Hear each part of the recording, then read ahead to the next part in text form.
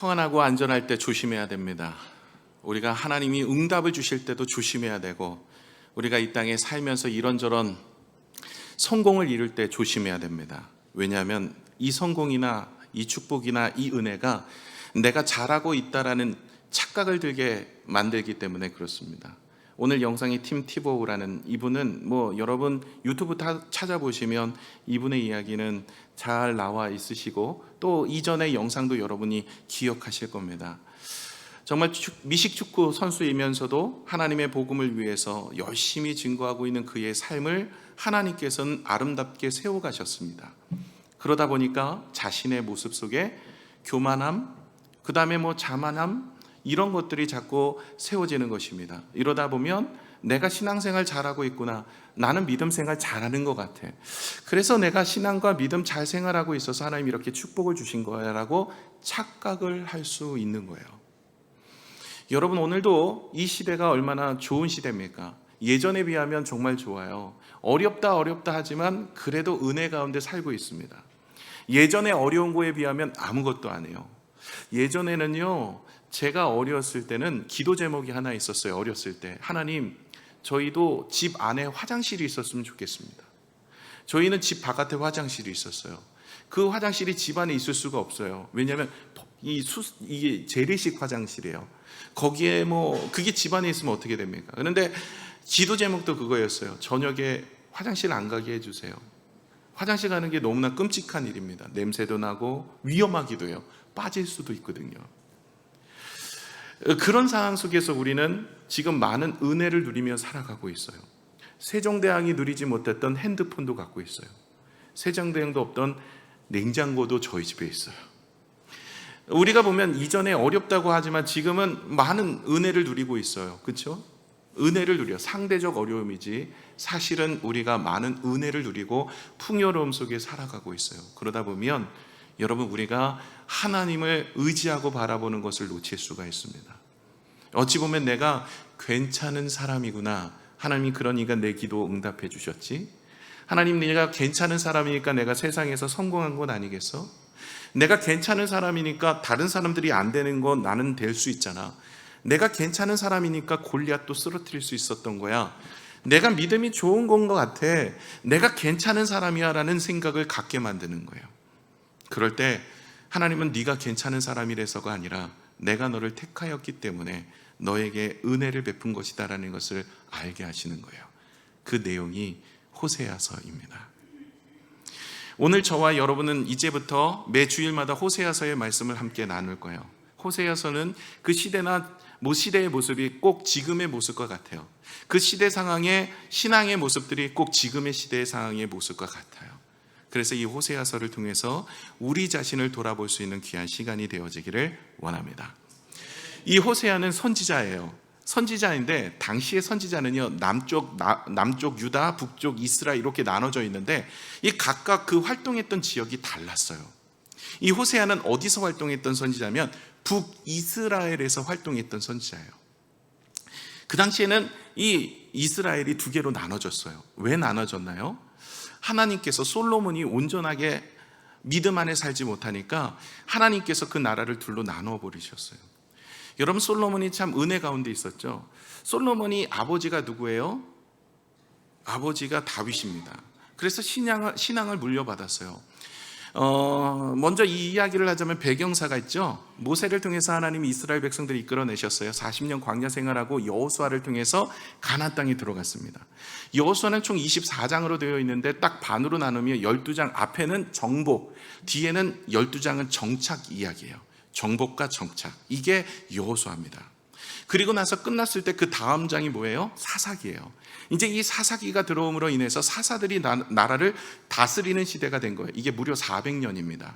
이 400년의 통치 기간 동안 하나님의 축복도 있지만 그들이 불순종해서 징계를 먹어 포로로 끌려가고 아픔이 있고 다시 회개하여 돌아오는 게 무려 7번 반복됩니다. 이 책받기가 7번 반복되는 동안에 무려 사사가 12명이 지나가요. 마지막 12번째 사사는 여러분이 잘 아는 삼손 이야기죠. 그 삼손 이야기 다음에도 다음 이야기가 좀 있지만 사사기의 마지막 장 마지막 절은 각각 제 소견에 옳은 대로 행하였더라 이러고 끝나요. 암울한 시대가 사사기 시대입니다. 그 중간에 룻기가 들어가죠. 그런 모습들이 있고 그 사사 마지막에 이스라엘 백성들이 이야기하는 거예요. 하나님 앞에 요청을 합니다. 그 당시에 이제 13번째 사사이기도 하고 선지자이기도 한 이제 사무엘이 있었죠. 그런데 이야기하는 거예요. 우리에게 왕을 달라고. 그랬더니 하나님이 얘기하십니다. 너게 왕이 왜 필요해? 내가 너희를 통치하고 있는데. 아니요, 왕 주세요. 왕이 필요합니다. 그래서 하나님 앞에 왕을 구하였더니 하나님께서 왕을 주셨는데 초대 왕이 사울 왕이었어요. 사울 왕이 왕이 되고 나서 변질돼 버린 거예요. 하나님은 온전히 섬기지 않았어요. 그래서 하나님은 사울 왕을 버리시고 다윗 왕이었던 다윗 왕을 세우십니다. 다윗 왕은 하나님 앞에 온전하게 잘 섰어요. 마음이 합한 자였어요. 그렇게 하나님 앞에 쓰임받았던 다윗, 파란만장한 인생을 겪었죠. 그리고 그의 아들이 솔로몬입니다. 솔로몬은 첫째 아들은 아닙니다. 그러나 이제 하나님께서 그 아들을 택하셔서 솔로몬이 왕이 됐어요. 왕이 돼서 다윗에게 신앙을 잘 물려받았어요. 그래서 왕이 되고 나서 하나님께 제사를 드렸는데 1000번째, 이 통이 커요. 이게 한 방에 1000번제를 드려요. 여러분 1000번제 헌금 막 이렇게 드리시잖아요. 근데 쪼개서 드려. 막 오늘 190 몇 번, 내일 193번, 이렇게. 걔는 한 방에 1000번째. 통이 커. 예, 통이 얼마나 큰지 얘는 안 해도 1000명이야. 했다면 1000이야, 1000. 저는 하나도 힘들어요. 하나도 안 해도. 하나도 힘들지 않다 이래야 되는데 힘들어요. 1000명 거느리니까 얼마나 힘들어. 이 솔로몬이요, 잘 나가다가 그때 풍요할 때 문제가 된 거예요. 내가 괜찮나 보다. 내가 성공하니까 아버지 때는 되게 전쟁으로 그 손에 피가 마르지 않았는데 나는 태평선대야. 내가 신앙생활 잘하나 보다.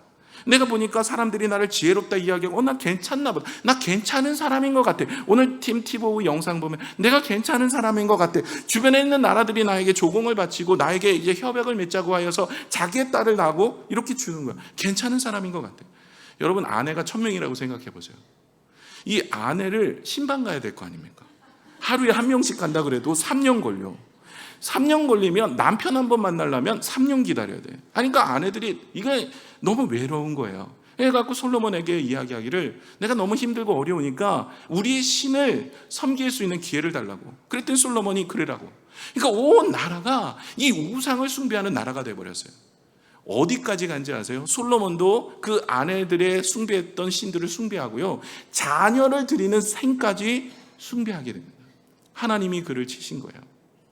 마지막 말년에 돌아오고 회개해서 전도서를 쓰긴 했지만 그의 인생은 사실은 하나님 앞에 온전히 시작했다 용두사미처럼 그의 인생의 마지막은 결코 온전하지 않았어요. 그래서 하나님은 솔로몬의 그 다윗과의 약속이 있었기 때문에, 아브라함의 언약이 있었기 때문에 그 유다 백성을 통해서 예수 그리스도가 탄생하는 계획을 갖고 있었지만, 그럼에도 불구하고 하나님은 이 백성들에게 새로운 하나님의 나라를 세우시기를 원하셨어요. 그래서 하나님께서는 여로보암이라는 사람을 찾아가서 내가 너에게 나라를 세워줄 텐데 네가 다윗과 같이 하나님의 말씀을 잘 지켜 행하면, 왜요? 지금 솔로몬은 온전하지 않잖아요. 네가 그러면 내가 너의 가문을 통해 하나님의 백성을, 하나님의 놀라운 일들을 이루어갈 것이고 나라를 줄 것이다. 근데 그가 그렇게 해서 하나님께서 세워주셨어요. 그래서 나라가 둘로 나눠졌어요. 솔로몬 때 북쪽은 여로보암이, 남쪽은 르호보암, 솔로몬의 아들. 그렇게 해서 나라가 둘로 나눠진 거예요. 이 둘로 나눠졌는데 이 여로보암도 왕이 되고 나서 변질했어요. 하나님을 숭배하지 않아요. 북쪽 이스라엘은요, 아수르에게 멸망을 당해요. 주전 721년에 멸망을 당할 때까지 19명의 왕이 있어. 19명의 왕인데 한 명도 선한 왕이 없어요. 선하다라는 얘기는 하나님을 숭배하는, 하나님을 경배하는, 하나님만을 의지하는 왕이에요. 그 왕이 한 명도 없어요. 남쪽은, 남유다는 그래도 좀 나아요. 이 20명의 왕이 있어요. 바벨론에 586년에 멸망을 당해요. 그기 전까지 이 20명의 왕이 있었는데 20명의 왕들 중에 그래도 8명 했어요. 8명이 선한 왕이에요. 반타작도 못했어요. 그런 왕들이, 그래서 지금 나라가 두 개로 나눠지고 있는 그때를 지금 이 여호세아를 통해서 일하시는 거예요. 자, 구조를 한번 볼까요? 오늘 서론이 좀 있어야 돼서 여러분 이해를 좀 돕기 위해서 구조, 이게 구약의 구조예요. 여러분 구약은 몇 권으로 되어 있죠? 39권. 신약은요 27권. 여러분 구구단 외울 줄 알죠? 39, 27 이러면 돼요. 39, 27 이러면은 여러분 이 성경은 몇 권으로 되어 있다고요? 구약은 39권, 신약은 27권, 도합 66권으로 되어 있어요. 근데 이 39권이 세 개의 방으로 나눠져 있어요. 하나는 역사서, 시가서, 선지서예요.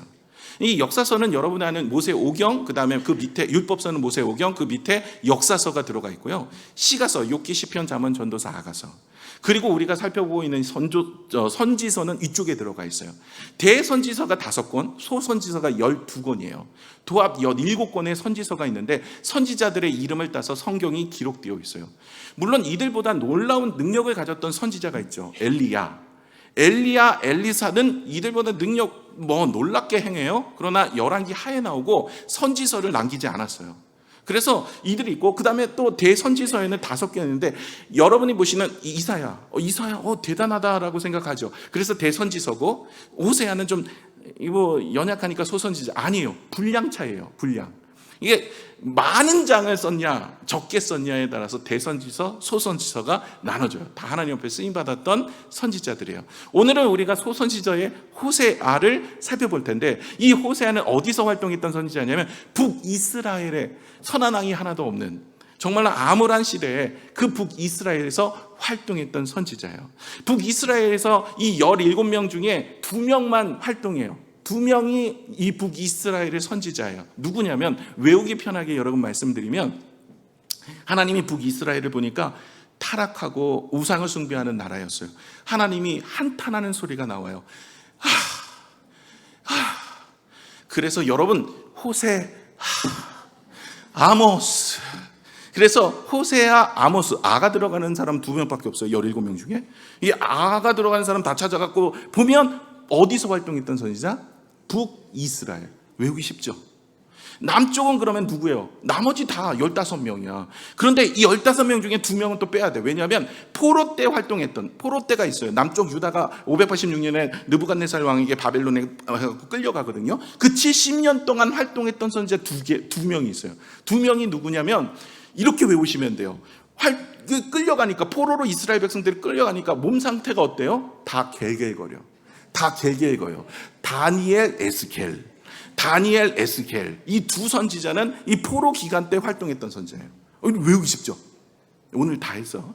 오늘 끝났어요. 그렇죠? 17명 설명 다 했어요. 누구를 얘기해도 어디서, 언제, 어디서 활동했던 선지자 이러면 좀 있어 보이잖아. 그죠? 예. 호세아 어디서 활동했던 선지자? 북이스라엘에서 활동했던 선지자. 그렇죠? 또 문제 내볼게요. 말라기 어디서 활동했던 선지자? 말라기 남유다. 나머진 다 남유다라니까. 남유다인데 2명 빼라고요. 15명 중에 2명, 다니엘, 에스겔만 바벨론에 활동했고 나머진 다 남유다라니까요. 13명이 다 남유다. 이게 있어 보이잖아. 그죠? 누구 어디 가갖고 물어보면, 그 친구 내 보니까 남유다에서 활동했던 선지자야. 지금 이 북쪽에 대해서 활동하는데, 지금 1절을 한번 볼까요? 1절 우리가 배경사를 보면 우리 같이 읽겠습니다. 시작. 우시아와 요담과 아하스와 히스기야가 이어 유다 왕이 된 시대, 곧 요아스의 아들 여로보암이 이스라엘 왕이 된 시대에 부에리의 아들 호세아에게 임한 여호와의 말씀이라. 지금 이 시대적 배경이 나오고 있어요. 근데 시대적 배경이 2개로 나눠져 있죠. 유다 왕이 4명, 그 다음에 북쪽 이스라엘 왕이 1명 나와요. 그렇죠? 남쪽 유다 왕이 먼저 나옵니다. 우시아, 요담, 아하스, 히스기야. 이 4왕이 있는데 4왕 중에 우시아, 요담, 히스기야는 선한 왕이고요. 아하스는 악한 왕이에요. 아까도 악한 왕은 누구라고요? 하나님을 섬겨하지 않는 왕은 악한 왕이에요. 아하스는 악한 왕. 나머지 우시아, 요담, 히스기야는 잘 들어봤죠? 히스기야는 유명한 사람이잖아요. 이 사람들은 다 선한 왕이에요. 그때 일어난 일이에요. 그때 왕이 누구예요? 북쪽에 누구 왕? 요아스의 아들 여로보암. 선한 왕이에요? 악한 왕이에요? 북쪽은 다 악한 왕이에요. 여로보암인데 이게 1세가 아니라 2세. 1세는 하나님께서 솔로몬 때 세운 왕이 1세고, 지금 이 사람은 2세예요. 근데 이때가 가장 북이스라엘이 흥황한 때예요. 북이스라엘이 가장 왕성할 때, 땅도 가장 넓었을 때, 가장 부유할 때, 가장 흥황할 때예요. 가장 잘 나갈 때, 세상적으로 보면 성공할 때, 어떻게 보면 잘하고 있는 것 같아. 하나님이 나를 인정해 주신 것 같아. 하나님이 나를 축복해 주셔서 내가 이렇게 부유하잖아, 이렇게 성공했잖아, 이렇게 잘 나가잖아. 그러니까 내가 믿음이 좋은 건 아니야? 하나님이 나를 인정해 주신 거 아니야? 하나님이 내 기도 들어주셨고 내 인생이 잘 나가는 건 아니야. 잘 나가는 게 아니라 하나님이 인내하고 계시는 거예요. 그래서 호세아를 통해서 너희가 지금 부유하고 풍요로움을 누리고 있지만 이 모든 것들이 네가 잘한 것이 아니다라는 것을 보여주면서 내가 인내하고 긍휼히 여기서 너희가 이러고 있지 내가 너희를 흩어버릴 것이다 라는 것을 호세아를 통해서 말씀하고 있는 거예요. 이 북이스라엘의 이 여로보암 2세 때 정말 잘 나갈 때의 모습이었어요. 그러나 하나님께서는 그들에게 기회를 주시는 거예요. 돌아올 수 있는 기회. 그래서 때로는 징계도 하고요, 때로는 풍요도 주세요. 때로는 표적과 기적을 보여주세요. 엘리사 갈멜산에서 그 아합 때, 그게 북이스라엘 얘기예요. 이 엘리야가 활동했던 나라가 북이스라엘이거든요. 그때 지역이에요. 그러니 그런 표적을 보이면서 돌아오라고 이야기해요. 근데 돌아오지 않아요. 여러분, 북이스라엘이든 남유다든 가장 악할 때가 언젠지 아세요? 풍요로울 때래요. 풍요로울 때, 잘 나갈 때, 뭔가 좋을 때, 안전할 때, 아무 일이 일어나지 않을 때, 뭔가 문제가 잘 풀릴 때, 이러면요 여러분 두 가지 착각을 가져올 수 있어요. 그래서 풍요와 성공에 있어서는 두 가지 우리가 착각에 빠질 수 있는데, 첫 번째는 무엇이냐면 이 풍요로 인하여 자신이 잘하고 있다라고 생각합니다.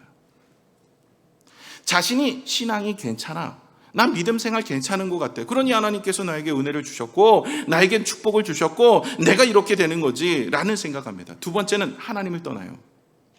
하나님 없이도 내가 살아갈 수 있지 않아? 굳이 하나님 없어도 내가 세상 사는데 문제 없잖아. 내가 여태까지 잘해왔는데 얘네 보니까 잘 됐어. 이제 기도 응답도 받았고 이제는 하나님 없어도 한번 살아갈 수 있어. 이게 풍요가 가져오는 두 가지 폐단이에요. 여기 빠져서는 안 돼요. 물론 풍요도 있어야 되고 성공도 있어야 되고 은혜도 있어야 되지만 우리 자신이 그렇게 넘어질 수 있다는 것을 우리는 주의해야 돼요. 때로는 교회에서 열심히 하고 신앙도 괜찮게 하고 믿음 생활하고 예배도 잘 드렸다고 믿음이 하나님이 보시기에 아름다운 믿음이 아닐 수 있다는 거예요. 지금 북이스라엘이 나름대로 단하고 베델에서 하나님께 제단을 쌓고 예배를 드리고 있어요.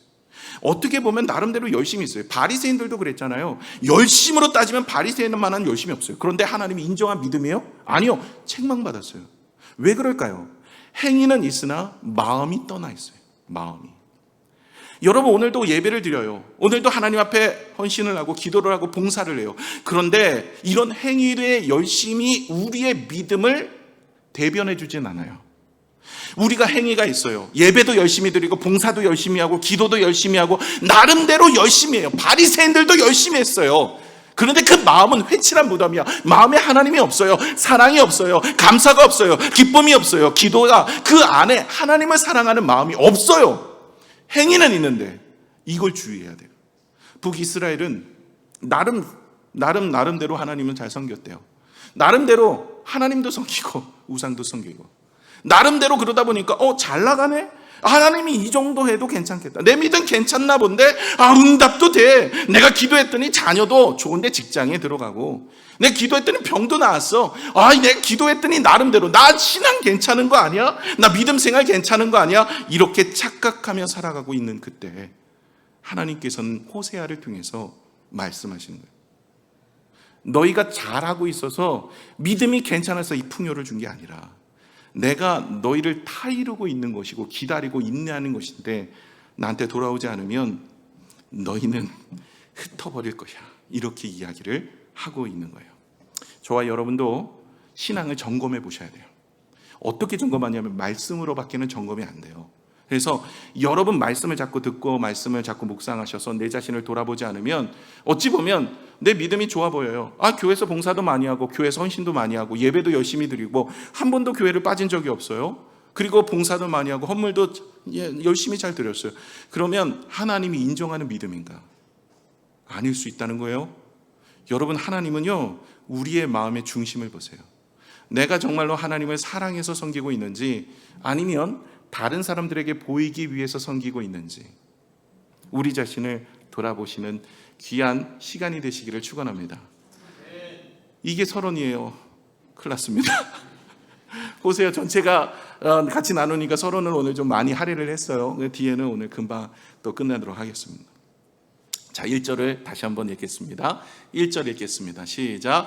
우시아와 요담과 아하스가 히스기야가 유다 왕이 된 시대, 곧 요아스의 아들 여로보암이 이스라엘 왕이 된 시대, 부엘리의 아들 호세아에게 임한 여호와의 말씀이라. 호세아의 아버지가 누구예요? 오늘 보시면 부엘이에요. 부엘이가 성경적으로 열심히 찾아봤어요. 한 군데도 안 나와요. 문헌에 보시면 이 부엘이라는 사람은요, 가끔 한때 선지자 일도 했었대요. 그것도 사실은 아니에요. 성경에 나오지 않아요. 여기만 딱 나와요. 다시 말해 누구의 아들이요? 부엘이. 아무도 집중하지 않은 변방에 있는 가문도 없는 그런 집 아들이에요. 그 아들을 하나님께서 찾으셔서 이 호세아를 통해서 하나님의 일들을 이루어가는 거예요. 여러분 기억하세요. 변방에 있었던 호세아를 하나님이 쓰신 것처럼 변방 청라에 있는 저와 여러분을 쓰실 줄로 믿습니다. 인생의 병반도 있어요. 우리가 누구에게 지명받지도 못하고 인정받지도 못하고 학위도 없고 지식도 없고 힘도 없고 돈도 없고 백도 없어요. 집에 똥 같은 백도 없어요. 루이똥 이런 백도 없어요. 그런 거 아무것도 없는 인생이지만 하나님이 택하신 사람을 쓰시는 줄로 믿습니다. 하나님은 어떤 사람을 쓰시느냐? 하나님이 택하신 사람을 쓰시는 거예요. 하나님은요, 능력이 있고 세상에 성공된 사람을 쓰시지 않아요. 하나님은 택하신 사람을 쓰세요. 그러므로 저와 여러분을 하나님이 택하셨어요. 그러니 낙심하고 절망하지 마세요. 이것도 없다 저것도 없다, 내 가진 것도 없고 지혜도 없고 힘도 없고 능력이 없다고요? 아니요, 하나님은 호세아도 들어 쓰신 것처럼 저와 여러분도 들어 쓰실 줄로 믿습니다. 자, 호세아를 하나님이 찾아가셔서 결혼하래요. 좋은 처자를 만나게 해주셔야 되는데 누구랑 결혼하래요? 아니, 음란한 여인과 결혼하래요. 이거 보통 믿음 아니면 할 수 없어요. 그렇죠? 여러분, 여러분에게 열심히 기도, 하나님 내가 이제 결혼의 때가 왔습니다. 하나님 결혼하게 해주세요. 그래, 음란한 여인을 찾아 가서 결혼해라. 그러면 어떨까요? 이 마음이 너무 상심이 될 거예요. 하나님께서는요, 이 북이스라엘 호세아를 택하시고 그를 통하셔서 퍼포먼스를 보여주세요. 뭐예요? 그의 모습을 통해서, 그의 가정을 통해서, 그의 자녀를 통해서 이스라엘 행태를 드러내게 하시는 거예요. 퍼포먼스입니다. 그래서 호세아는 사실 그 일에 자신의 가정, 자신의 인생을 걸었어요. 그래서 음란한 여인을 만나서 결혼합니다. 그 여인은 고멜이라고 하는 여인이에요. 그 여인을 자신의 아내로 삼고 자녀를 셋을 낳는데 그 셋 자녀의 이름들이 다 하나같이 하나님의 약속의 말씀을 선포하는 내용의 이름을 가지고 있어요. 이것을 통해서 북이스라엘 백성들이 돌아오기를 원하고 있는 거예요. 그래서 여러분, 호세아서는 두 가지 의미를 가지고 있는데 첫 번째 어떤 의미를 가지고 있냐면, 이 하나님께서 너희가 온전히 다시 돌아오지 않으면 하나님께서 너희가 가졌던 그 풍요, 부요, 성공, 부귀, 영화 다 취해갈 것이다. 심판의 메시지가 들어가 있고요. 반면에 또 하나는 하나님께서는 이 호세아를 통하여서 이 고멜이라는 다 죽어버린, 끝나버린, 이것은 더 이상 가망 없는 여인을 데려다가 하나님은 결혼하셔서 아름다운 가정을 만드시는 것과 같이 우리가 다 끝난 고멜과 같은 타락한 그런 인생이지만 하나님이 회복해 주시는 거예요. 고멜이라는 말의 뜻은요, 끝, 그리고 가망 없음, 이란 뜻이에요. 가망 없다, 끝났다, 이런 뜻이 고멜이라는 이름의 뜻인데 그 호세아가 그를 데려다가 결혼을 하죠. 호세아는요, 이름의 뜻이 구원이라는 뜻이에요. 여호수아, 호세아, 예수 다 동일한 뜻을 가지고 있어요. 그럼 호세아는 예수님에 대한 이름의 뜻도 가지고 있는 것처럼 예수님을 그림자처럼 보여주고 있는 거예요. 예수님께서 우리가 음란한 고멜과 같은 세상과 겉하여 살아가는 우리는 완전히 끝났고 이젠 더 이상 가망이 없고 온전히 우리는 다 지옥으로 갈 수밖에 없는 인생이건만, 주님께서 우리를 붙들어 주셔서 우리와 결혼하셔서 우리에게 아름다운 가정을 만들고 하나님의 일들을 이루어가는 우리를 구원하여 주시는 은혜로 세워주실 것을 말씀하고 있는 내용이 또 하나 들어가 있다는 거예요. 저와 여러분은 고멜과 같이 다 죽을 인생이었어요. 그러나 주님께서 우리를 찾아오셔서 우리와 교회를 통하여서 신부되어 주시고 우리는 신랑 되신 예수님을 맞이하여 결혼하고 혼인잔치를 통해서 하늘의 영광과 은혜를 누리게 하신다는 이야기가 이 속에 숨어져 있어요. 그래서 이 호세아서는 두 가지인데, 하나는 심판이에요. 하나님의 앞에 돌아오지 않으면 내가 너희를 흩어버리고 심판할 것이다. 이 심판의 메시지도 사랑의 이야기죠. 그리고 두 번째는 무엇이냐면 바로 너희를 다시 회복시킬 것이다. 내가 여전히 너희를 사랑하여서 너희를 반드시 회복하여서 아름다운 가정을 만들어 하나님의 일들을 이루어가는 이 소망의 메시지가 함께 들어가 있습니다. 오늘 읽었던 본문의 내용 1절에서 9절도요, 이 심판과 소망이 같이 들어가 있어요. 이 내용들을 우리가 함께 살펴보고자 하는 것이죠. 부모는 절대로 자녀를 포기하지 않기 때문에 그들이 잘못된 길을 가고 있으니까 지명하면서 그들에게 돌아오라고 말씀하고 있는 내용이 있는 거죠. 자, 그럼 그들의 자녀들 이름을 한번 살펴볼까요? 그 자녀들 이름을 은혜가 돼요. 이 자녀들이 지금 3명인데요. 먼저 4절을 볼까요? 4절, 5절을 같이 한번 읽을게요. 시작. 여호와께서 호세아에게 이르시되 그의 이름을 이스르엘이라 하라. 조금 후에 내가 이스라엘의 피를 예후의 집에 갚으며 이스라엘의 족속의 나라를 폐할 것임이니라. 아멘. 사실요, 5절 읽을게요. 시작. 그날에 내가 이스라엘 골짜기에서 이스라엘의 활을 꺾으리라 하시니라. 아멘. 이렇게 선지자를 통해서 말씀하시는 내용은요, 심판하겠다는 거예요, 안 하겠다는 거예요? 사실은 경고하는 거예요. 너 이렇게 가면 끝내는 이런 일이 일어날 거야 라는 하나님께서는요, 아직까지 그 백성들을 향한 확증을 하지 않으신 거예요. 그래서 그들이 회개하고 돌아오기를 바라여서 이렇게 이야기를 하시는 거예요. 이스라엘 첫 번째 아들의 이름입니다. 이스라엘의 이름의 뜻은 흩어버린다라는 뜻을 가지고 있어요. 그런데 오늘 4절을 잘 보셔야 은혜가 되는데 4절의 내용이 이렇습니다. 우리 4절 한번 다시 보여주실까요? 여호와께서 호세에게 이르시되 그의 이름을 이스라엘이라 하라. 조금 후에 내가 이스라엘의 피를 예후의 집에 갚으며 이스라엘의 족속의 나라를 피할 것이라. 내가 이스라엘이라는 이름이 흩어버릴 것이다라는 건 아는데 설명이 나와요. 설명이. 조금 후에 내가 이스라엘의 피를 예후의 집에 갚으며 라는 것을 아셔야 돼요. 자, 그러면 이것을 아시려면 언제 때로 올라가셔야 되냐면 아합의 때로 올라가셔야 돼요. 아합과 이세벨. 얘네들 막강한 부부입니다. 그때 활동했던 선지자 누구예요? 엘리야예요. 얼마나 엘리야가 대단한 선지자예요? 하늘에서 불을 내리고, 그렇죠? 놀라운 역사를 했는데 이 사람도 낙심하게 만든 애들이에요. 아합과 이세벨. 이세벨 대단한 여자죠. 이 아합이 왕임에도 불구하고 자기 백성에 나봇이라는 사람이 있는데 나봇의 포도원을 갖고 싶어. 근데 저 포도원 갖고 싶네. 병이 들었어요. 알아 누워서. 나봇 포도원 팔라니까 안 판대. 이거 안 파는 거예요. 이건 조상부터 내려온 우리 그걸 해서 안 팝니다. 그러니까 알아 누웠어요. 아내가 이세벨이 화가 난 겁니다. 아니, 당신 왕함이니까 창피하게 이게 뭐예요? 내가 그거 뺏어서 줄게요. 나봇에게 이게 그 오명을 씌워가지고 나봇을 죽여버려요. 그리고 그 포도원을 강제로 취해옵니다. 하나님이 그 모습을 보면서 너무나 화가 나셨어요. 이 아합과 이세벨 완전히 내가 아주 죽여버려야 되겠다. 그래서 하나님이 한 사람을 택하여서 세우는데 그 사람이 예후입니다. 예후. 오늘 나오는 예후. 이 사람을 통하여서 이 아합을 그리고 이세벨을 초타시킵니다. 그런데 이렇게 하나님 앞에 이 예후가 쓰임을 받을 때 하나님의 뜻과는 상관없이 무고한 사람들을 죽이기 시작합니다. 쓰임 받으면 거기서 은혜가 돼야 되는데 무고한 사람들을 죽이기 시작해요. 그래서 하나님이 화가 많이 나셨어요. 그래서 예후의 집에 내가 너희를 심판할 것이라고 또 예언을 합니다. 이것이 왕하 9장 7절에서 10장 28절 일어난 사건의 이야기예요. 근데 이 예후의 집에 그 핏값을 묻겠다라고 얘기하는 거예요. 그 핏값이 지금 나오고 있는 거예요.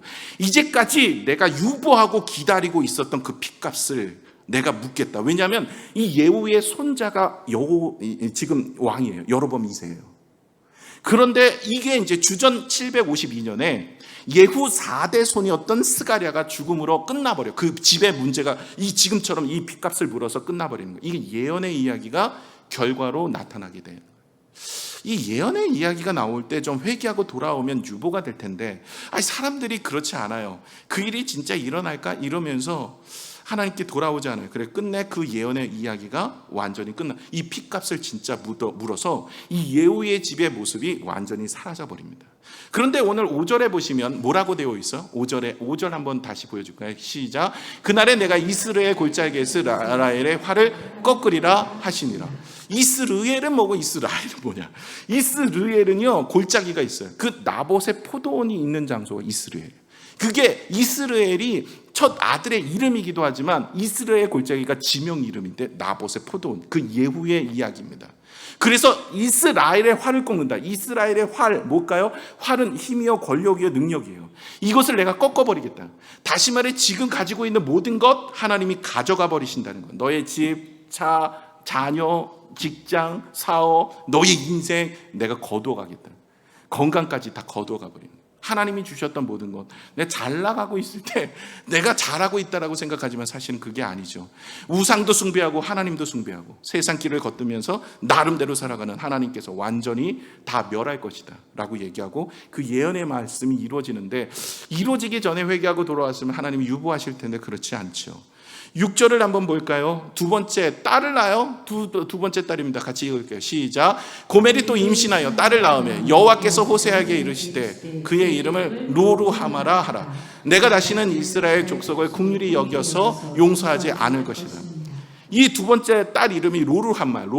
이 로루함마라는 뜻 자체가 불쌍히 여기지 않는, 다시 말해 긍휼히 여김이 없다라는 뜻을 가지고 있어요. 여러분 예수님 당시에도 병든 자들이 뭐라고 얘기해요? 다윗의 자손이 나를 긍휼히 여기소서, 불쌍히 여겨서 나에게 은혜를 베풀어 주신다는 건데, 은혜를 베풀어 주시지 않는다라는 얘기입니다. 하나님께서 이제 심판을 통해서 그들을 돌아오기는 하긴 하겠지만 이제는 회복해 주시지 않는다라는 이야기를 하고 있어요.